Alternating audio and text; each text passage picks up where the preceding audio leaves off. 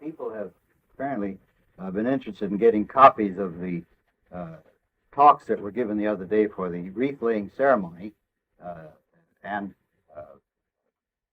Patricia Holmes has took it on herself to make some copies. So there's going to be some copies. If anybody wants them, let us know. Let me know. Let Mr. Harrow know, or tell my good wife, and we can get them to you.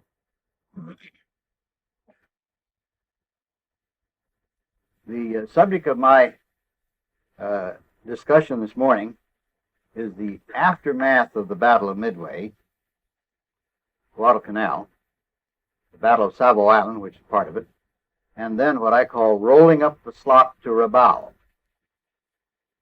The significance of all this is that Midway was the turning point of the war, as you all understand. Following this, however, the Japanese didn't just exactly turn around and give up. They had conquered all that they had really expected to conquer, namely all of Southeast Asia. They'd gone down so close to Australia that the Australians were really in a state of near panic. They were afraid. Most of their fighting men, or at least a large proportion of them, were in the European theater. They didn't have an army there. If the Japanese were to land on the mainland of Australia, they were pretty well assured that there would be no way to stop them.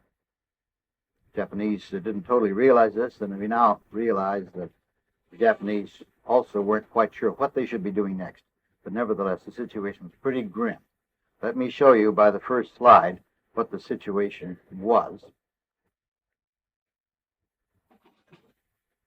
And, oh, that's the wrong one. I want to go one before that. We'll go backward. That's the one. New Guinea. Rabaul. This is New Britain Island. Down here is the Solomons. See, can we do the focus on this thing? It's Yeah, I'll get it.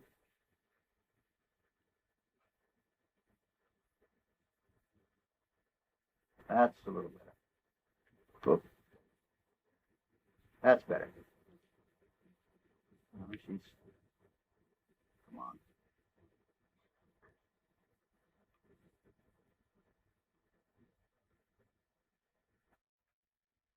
How's that? All right, leave everything as it is, Alan. Okay. New Guinea. Port Moresby here. This is Australia. There's the strait, I think it's Torres Strait, between New Guinea and Australia, the obvious point for a Japanese landing. Here's where the Battle of the Coral Sea was fought. You can see how significant that must have been. They were coming down through here, and we blunted the attack at that point. The Japanese intent was to take Port Moresby.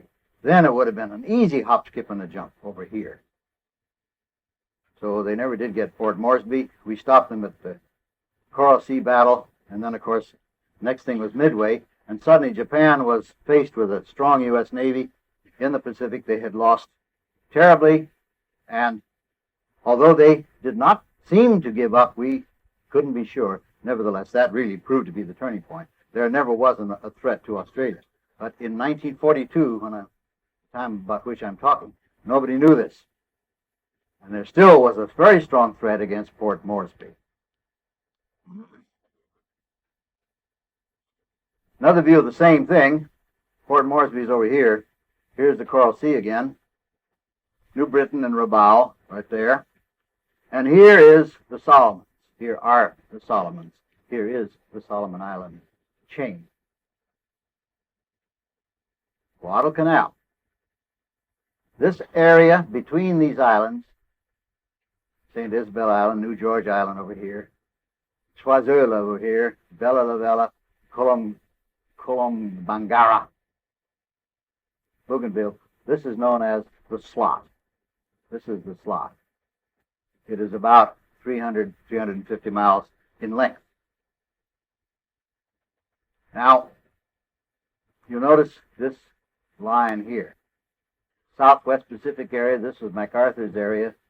South Pacific area, this was Admiral Nimitz's area.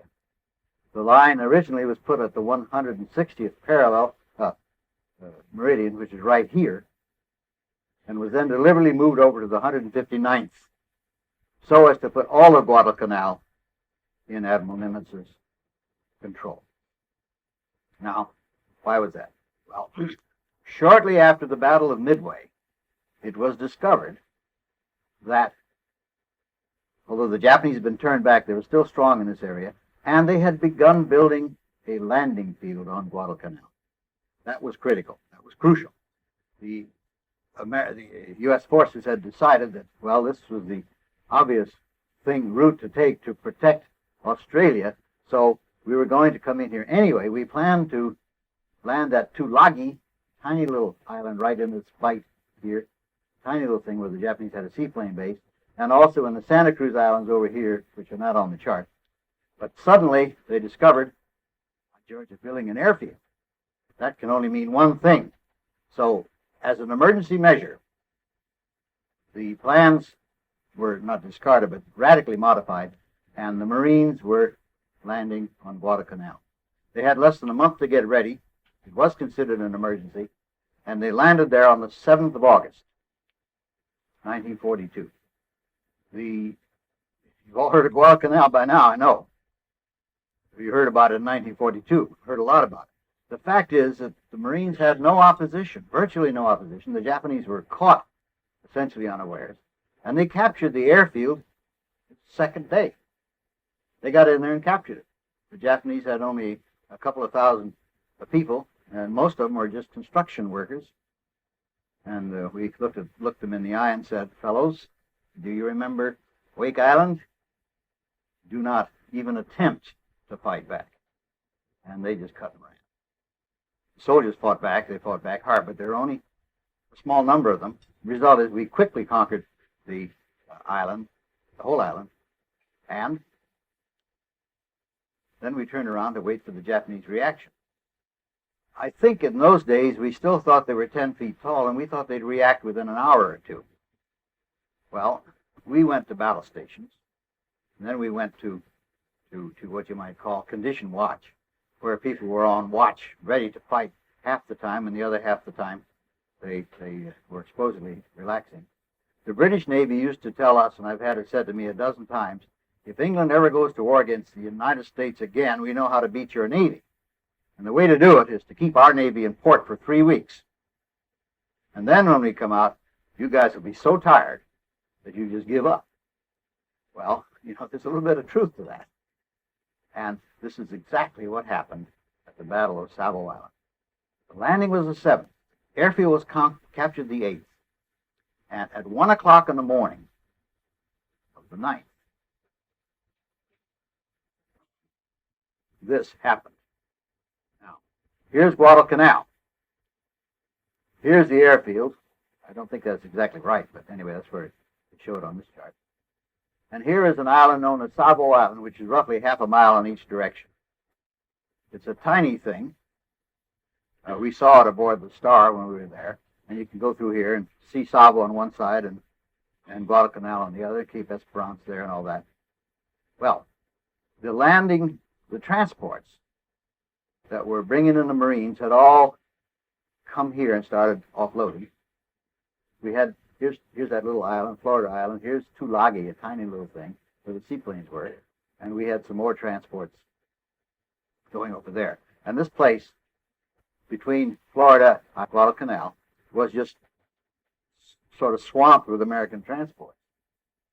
In order to protect them, we had a force consisting of I think it was seven cruisers. Well, 7 cruisers in one group and a couple more in another group over here.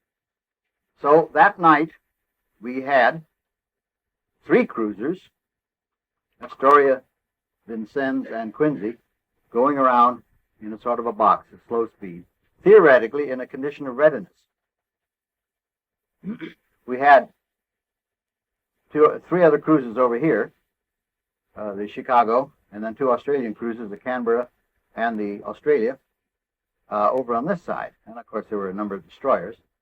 And at that time, Admiral Turner, who was in charge of the landing force, received information that there was a Japanese seaplane couple of Japanese seaplane tenders coming at him from up here somewhere. And also, he was informed that Admiral Fletcher, in charge of the aircraft carrier covering group, had requested and received permission to go down and refuel. In those days, naval officers are always afraid of running out of gas. And he was down to about, well, he wasn't even down to half capacity, but nevertheless he went to refuel. So he, in effect, went off the scene of battle. At 1 o'clock in the morning, the two seaplane tenders that had been reported turned out to be a fleet of 7 big Japanese cruisers. They came roaring in from up here down this line. Now, there were picket destroyers, the Blue out here and the Talbot up there, and by mischance, the Blue was patrolling and was going away, and they were exhausted. They weren't keeping a proper lookout. This task force of 7 big cruisers came right across their stern. Well, they weren't that close. They were pretty doggone close. They saw the Blue, and the Blue didn't see these 7 great big, 10 times as big ships. So they came down through here. The first thing they did, they found the Chicago. I saw the Chicago launch when I was a boy. Well, this was bad news for the Chicago. She had her bow blown off. As they came in, the Patterson, which is about in this location, suddenly announced on the radio, "Warning, warning, strange ship entering harbor. Strange ships entering harbor." That's the first warning they had. At that point, the Japanese were at full speed coming in. They hit the Chicago, blew her bow off, came around here and sank the Canberra. The Australia, in the meantime, I think I left that out. I should have told you. When Admiral Turner got this message, he sent for a conference. So the Australia, with the admiral on board, the Australian admiral, went down to have a conference. It was down here somewhere. The Japanese fleet came around. They split in 2 parts. One part came up this way, close to Savo Island. The other part went a little farther away. They hit these 3 cruisers going in a circle, sank all 3 of them, and then they headed out. Their orders had been to come down and attack the transport. By good luck, and this is the only, just pure good luck, the Quincy got off only one or two shots. 1 or 2, and I don't think they even called salvo. They were just 1 or 2 shots. But one of them hit the chart house of the Japanese flagship and killed a lot of people. Not the admiral, unfortunately. But totally messed up their whole planning center. With the result that he thought he'd done pretty well. He knew he'd sunk 4 ships and possibly sunk a 5th, the Chicago. And that was pretty good for 7 cruisers that had hardly been damaged. So he just headed on north to get out of there, afraid that maybe Admiral Fletcher and the aircraft carrier people would be after him in the morning as soon as dawn broke. Well, that was our good luck on that whole thing. Had he gone on down here, 7 big cruisers and only 2 little cruisers, 2 small ones, these were little fellas, to protect them, they'd have had a field day. It would have been disastrous. Talk about an instant reaction. Well, the next day when dawn broke on the 9th, all these ships were, some of them sunk. The Vincennes took a while to sink, I believe. And the Chicago was badly battered. Canberra was almost already sunk. Disaster was staring them in the face. That was the Battle of Savo Island, and let me show you some of the results. First place, this is what a battle looks like at night. A great flash of light when the gun goes off, after which you're blind. You can't see, and you only see when the guns are shooting. You're stupid if you keep your eyes open when the guns fire.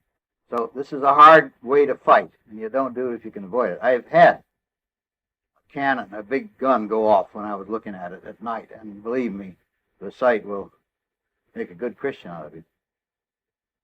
So you don't keep your eyes open, but then, of course, you don't see what's going on, and if you do keep them open, you can't see afterward. You can't see at night. So that's what they were faced with. So here's the Chicago. Full bow was blown off from here on, approximately. They had to send her back to be overhauled. If they did, she came back and was promptly sunk. Bad luck ship. The Canberra, Australian cruiser of the British County class, 10,000 tons, very fine ship, down the tubes. This, I believe, is the Astoria. It doesn't matter really. Vincennes, Quincy. These cruises, each one of them, is about the size of the ship we're in today. All 5 of those ships were equal in size to the Royal Viking Sea. Well, that was a hard day in May, let me tell you.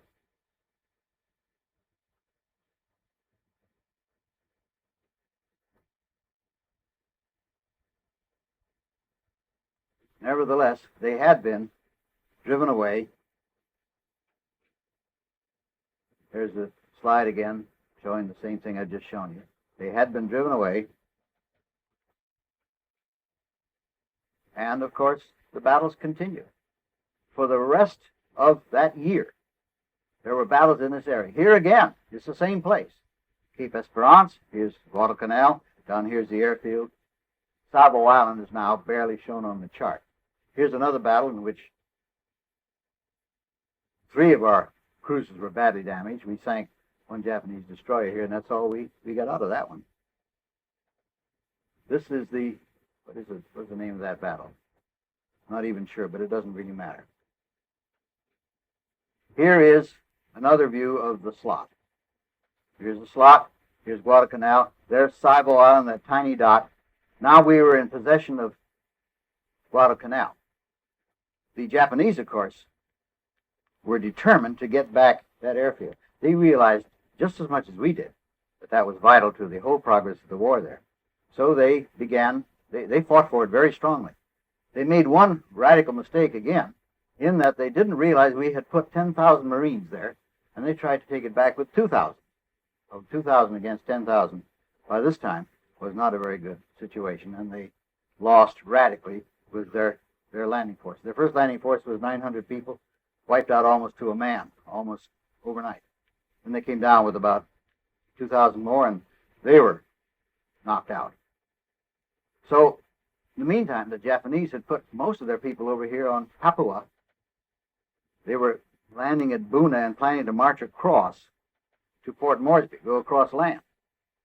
So, finally realizing the desperation of the situation, they called these soldiers back, directed them all to go back to Buna and just maintain that base. And then they sent them all down into Guadalcanal. The forces built up extraordinarily, and at one point there were 60,000 American Marines and soldiers. We called in the Army on that, we had to.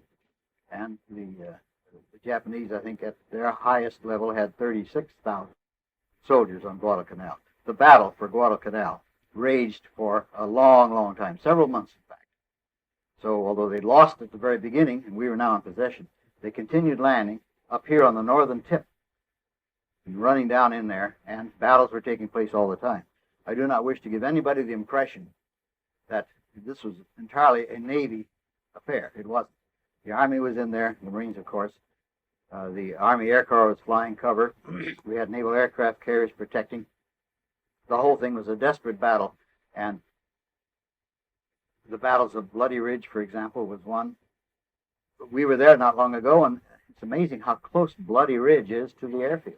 They were within like half a mile, and they ran into a bunch of Marines, and they were just stopped cold again. But it was a violent, violent fight. And those stories that you heard about Guadalcanal, I think every one of them is probably true.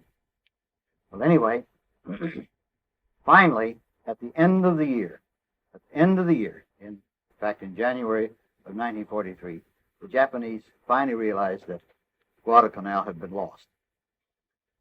In the meantime, however, they had invented a thing called the Tokyo Express. We called it that. They didn't. Tokyo Express was based on Naval, and it was destroyers that came running down past Bougainville and trying to resupply the soldiers, Japanese soldiers, on Guadalcanal. They finally got to the stage that they couldn't land to bring in the supplies.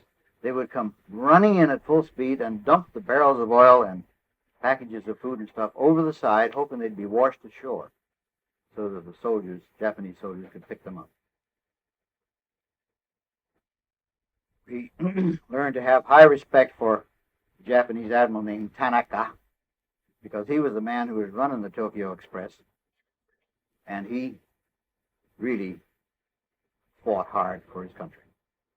The cards were stacked against him, however, and there was no chance that he could win. But now then, look at what happened. I've actually made a small list here, which I think I'll just read to you because it's much better than trying to do it by memory. Savo Island, Battle of Savo Island was the 7th of August. Battle of the Eastern Solomons in the same area, and I think that was the one I showed you, was the 24th of August. The new Battle of the Coral Sea, which not many people have heard of, was on the 13th of December. That was down here, of course, and that was where we lost the aircraft carrier Wasp and received heavy damage to several other ships. The Battle of Cape Esperance was right here. That was the 11th and 12th of October. A big battle of Santa Cruz Islands are right over here. Big battle of Santa Cruz, in which we lost the aircraft carrier Hornet, took place on the 26th of October. And then came the naval battle of Guadalcanal. The naval battle of Guadalcanal was 12th to the 15th of November. And that was the first and last, well, not the last time, the first time that battleships had come into direct combat. Japanese sent 2 battleships down, Savo Island again.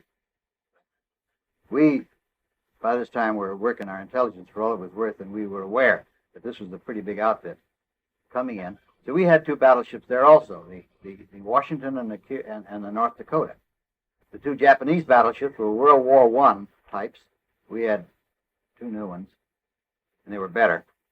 But by mischance, the South Dakota got her fire control tower hit, and she was therefore not effective for this particular thing. But the Washington had brand new radar and radar fire control, and the Washington stood off and sank the Kirishima by long-range salvo fire, taking in, as a matter of fact, taking Japanese cruisers on one side under fire with her short-range guns, and the battleship under fire with her long-range guns. This was the proudest moment in the history of the battleship Washington. So the Kirishima was finally so badly damaged that she was scuttled just north of Savo Island.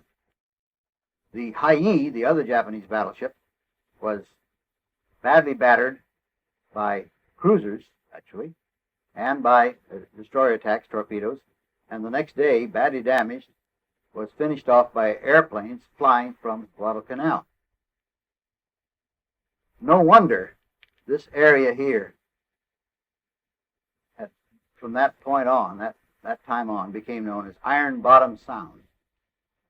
It's Iron Bottom Sound in the history books because of the amount of iron that's lying there on the bottom. Some of them American, many of them Japanese. Well, that was just the beginning. The next battle was Tassafaronga on the 30th of November, and about that time, the Japanese realized that they'd really had the end of it. Tassafaronga was an attempt to evacuate some of their people. We fought them, and they did get many of them away. After the end of 1942, Japanese gave up on Guadalcanal, and we started our campaign to move in and get rid of Rabaul. All of this Japanese effort was based at Rabaul. That was where the attacks came down in the Solomons. It also was the base for the attack on New Guinea down here. It was the big Japanese bastion. Rabaul was dependent upon Truk, which I can't show you here very readily because it's over outside the map again. But Truk was their Japanese Pearl Harbor bastion. Rabaul was made during the war because it was captured from the British at that time. In 1943, between the 2nd and 5th of March occurred what we call the Battle of the Bismarck Sea. Bismarck Sea, transports coming from Rabaul over here to New Guinea, caught mainly by air, 8 transports sunk. On the 18th of April, Admiral Yamamoto came down here to Bougainville to inspect. He was picked up. Well, first we learned from decoding messages that he was coming. He knew exactly his schedule. Planes took off from Henderson Field, the airfield that we now call Henderson Field, after a Marine major who lost his life at Midway. Planes took off from Henderson Field and intercepted Yamamoto as he was coming in for a landing. There are some theories that Yamamoto actually committed suicide, that he allowed his landing time to be known because he wanted to do harakiri because of the Battle of Midway. The story is that he asked the emperor for permission to do harakiri, and the emperor said, "No way, you keep on doing your duty." So he did, but he got out of it by having himself killed. There's no proof of that. It's a story that some people believe. In any case, the fact is that he was shot down and killed there on the 18th of April, almost exactly 45 years ago. Well, in the meantime, new aircraft carriers began to arrive in the Pacific. We were getting stronger all the time. In July, the Battle of Kula Gulf took place. Where is Kula Gulf? It's right there, I believe. On the 13th of July, the Battle of Kolombangara took place. There's Kolombangara. Incidentally, right here is where John F. Kennedy got his PT boat cut in half by a Japanese destroyer.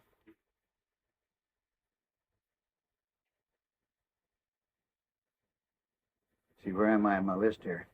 13th of July, Kolombangara. 6th of August, a year after Savo, Battle of the Vela Gulf. Here's Vela Gulf. In September, well, I'm off my map again. I should tell you that General MacArthur was coming up this way. This was a two-pronged attack. He was attacking up along the coast of New Guinea. He first captured this little island and this little island, these two, a third attack on Milne Bay, and then he started coming up the coast, and he bypassed Buna, where the Japanese were, and attacked Lae farther up. So he was hop, skipping, and jumping along the coast of New Guinea, while the Navy was hop, skipping, and jumping along here. The Battle of Vella La Vella. Now we had the Battle of Vella Gulf, then we invaded Vella La Vella, then we had a naval battle right off Vella La Vella. All these were cruiser-destroyer actions. The aircraft carriers were now not in the picture. They were being held back for the attack across the Pacific. So what we had was surface ship actions, and they were close range and quite vicious. We invaded Vella La Vella. We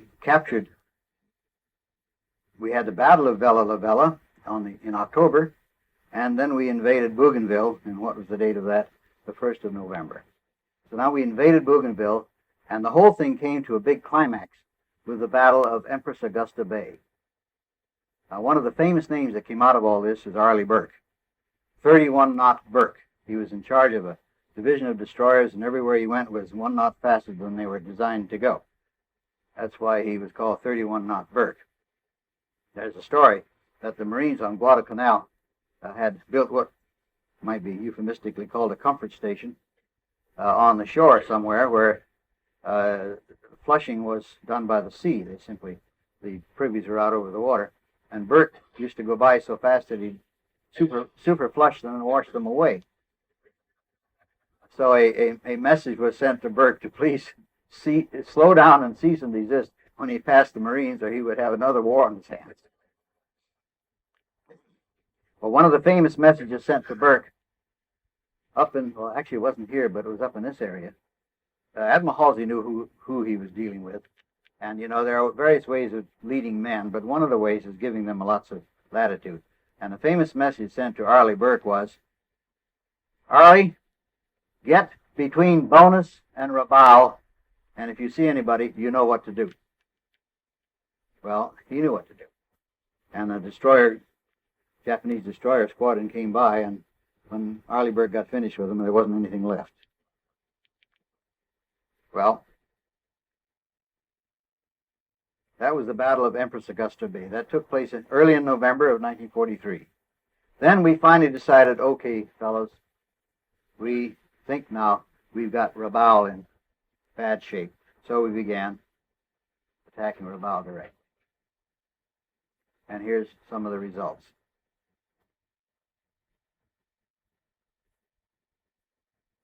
No, wait a minute, that's the wrong picture. All right. This is not Rabaul. That is Guadalcanal. This is some of the detritus left after the Japanese given up their attacks on Rabaul. Ship totally burned out. She's not at anchor, she's aground, but the anchor's in the water anyway. Another ship, shore, totally burned out, used as a target for practice. This may be another view of the same ship, I'm not sure, but anyway, she's not in exactly the best condition. And another ship, same situation. And another. You know, they tried hard. These are Japanese transports. And another. See how deep the water is? She's totally submerged aft and out of water up on the forward part.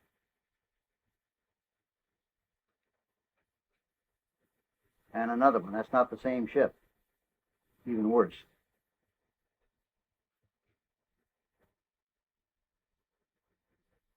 Here is our plan of campaign. First, Guadalcanal. Then we jumped. Both of those and captured them, and finally said, okay, fellas, okay, now let's bomb Rabaul. This is the harbor of Rabaul, which is one of the world's best natural harbors, and it is full of Japanese Navy ships. And this picture, see if I can focus it some, this picture is taken by U.S. aircraft photography. In fact, here's the wing. And you see what's going on in the harbor. The ships are making steam and they're getting hit by bombs and they're having what might be described as a hell of a time. And it serves them right. Another picture of Rabaul harbor, the same, maybe the same day. These are the same islands, but in any case, these ships haven't yet been attacked, but here are a couple that are making high speed trying to get out right now. These have been attacked already. The Japanese sent Admiral Kurita down there with a special fleet of ships in order to try to stem the tide. And 2 hours after he arrived, we got there with our aircraft carrier, fighting planes and dive bombers. And that's what happened to Kurita's fleet. And here's a picture of one of his cruisers. And she's just about to get it. 2 hours after he arrived, his fleet was wiped out. By this time, we were having very little compassion for the Japanese in this area. And the net of it all was that they finally gave up Rabaul entirely and retreated to Truk. And the threat to Australia, the threat to this entire Solomon's area thing was done away with. Now, in the process, we made good use of Guadalcanal. As you'll recall, it's a pretty good-sized island. It became the biggest staging base for supplies that that area of the world has ever seen. Thousands and thousands of tons of food and hundreds of thousands of tons of ammunition were stockpiled on Guadalcanal. There was a story that at one point there was a fire which blew up a lot of ammunition. The world never even heard about it, and it didn't stop the war one bit. It slowed us down for a couple of weeks, but we had ships coming in there day after day, offloading supplies, and just filling up that island with so much stuff that it's never been the same since. Well, that is essentially what happened. When it was all over,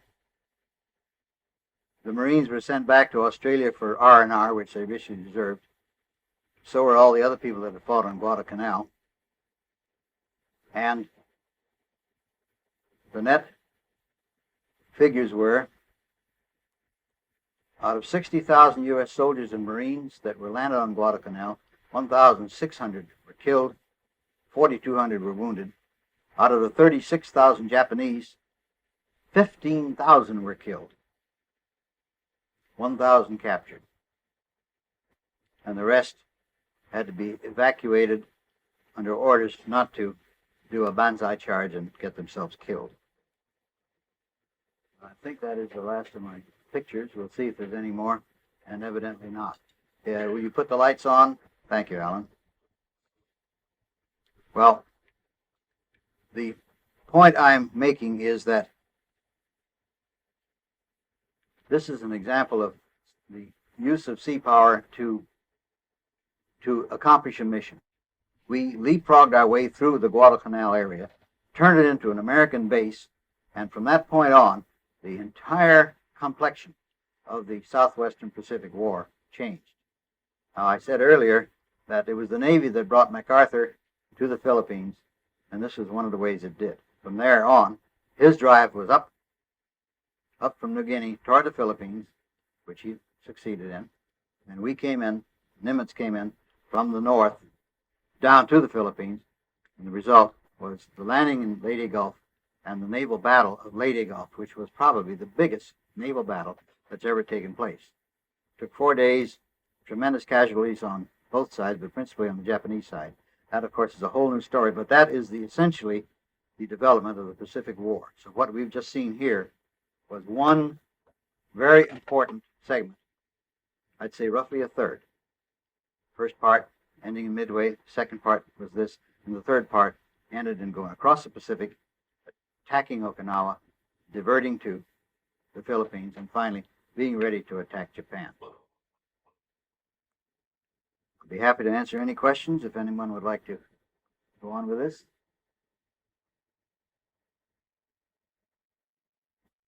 Well, if not, ladies and gentlemen, it's been a great pleasure talking to you. I've enjoyed reliving these experiences. I wasn't there myself. I sometimes wish I had been. But remember that this was a desperate war, and there was plenty of action for everybody who was in it. The part I was in was thrilling of its own, as you've already heard. Thank you very much.